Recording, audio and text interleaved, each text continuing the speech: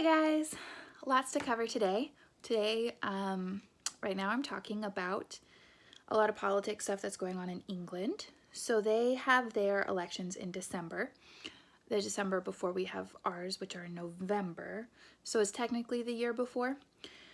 So 3 years ago, they had their election and they overwhelmingly, with more support than they've ever seen, voted for Brexit, as we all know.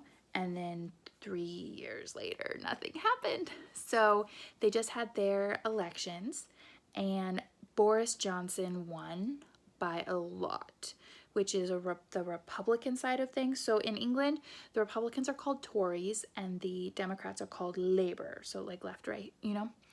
So the Tories won by 364 and Labour had 203. So it was like 160 more than Labour. It's the biggest win of Tories over Labour since 1987. And it's also the worst defeat of Labour since 1935. So it's been a very long time since you've seen this kind of disparity between the two parties.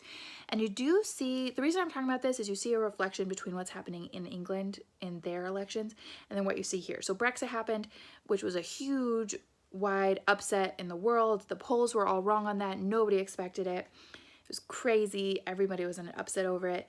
And then, a few short months later, Trump gets elected and everybody's shocked and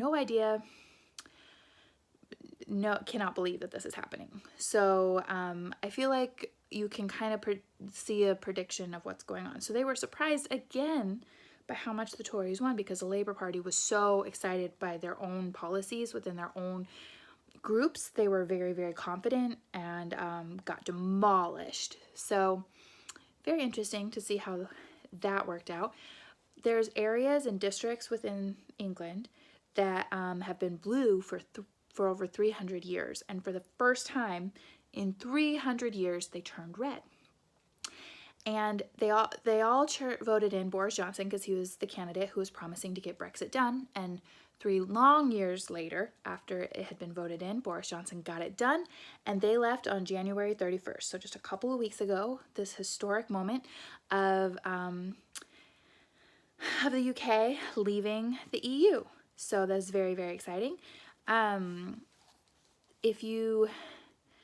If you haven't really followed that, you don't really understand what's going on. All of these different countries are a part of this big union, and the union's kind of just taken over, and with no voting rights of the actual people, they're dictating how many refugees, how many immigrants, how many, they're very about open borders and loving everybody. It's very, very to the left, and those policies are destroying smaller towns. So you can see a lot of support for leaving and having their voice back and being able to make their own decisions and not have this union telling them what to do. Which one person I listened to talk about it, he was very, very excited for them because leaving the EU he just described as similar to us leaving Europe when we had our Revolutionary War. But he was very excited about it because not a single shot was fired. They did it completely through voting and completely amicably. Nobody died or anything. So he was saying that that's incredibly, incredibly powerful.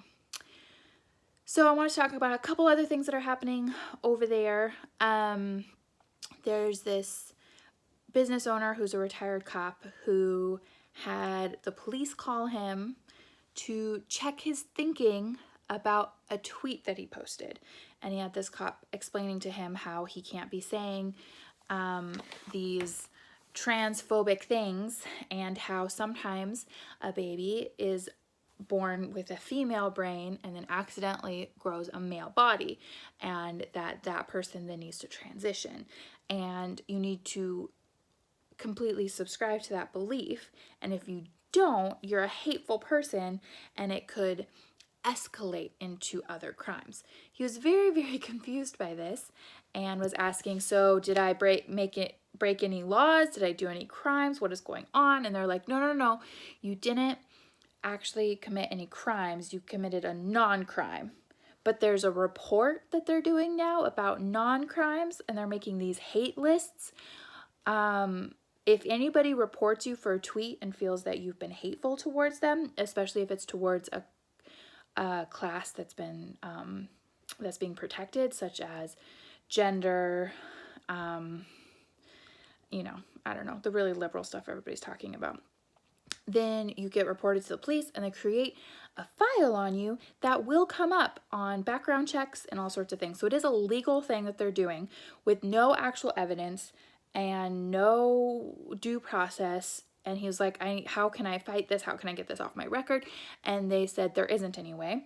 So he did crowdfunding and he sued them over this because this did not seem legal. And this just came out of nowhere. And now all of a sudden he has a criminal record for a non-crime and police are checking his thinking, which is like Big Brother from the Orwell dystopia book that we all grew up going, oh wow, can you imagine if that happened?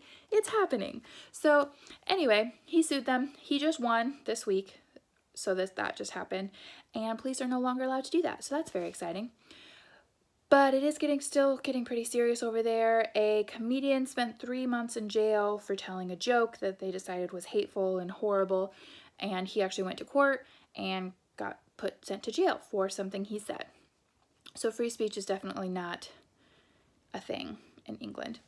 The Islam community there is getting completely out of control. Stabbings with hunting knives has gone up considerably, and acid attacks, they like this new thing. They're putting up roadblocks everywhere to keep people from being able to drive into crowds of people. And there's these rape gangs of Islam men that run around raping girls, and since they're Islam, the police aren't doing anything about it. They're too busy checking people's thinking. So it's pretty crazy, all this stuff that's going on. These are the reasons that the Tories won, and they're doing Brexit so that they can close their borders and try to get a handle on what's going on. Everybody's living in fear. It's crazy over there. There's some really courageous people who are standing up, suing the government and trying to make a difference, trying to speak truth to power, trying to, I don't know.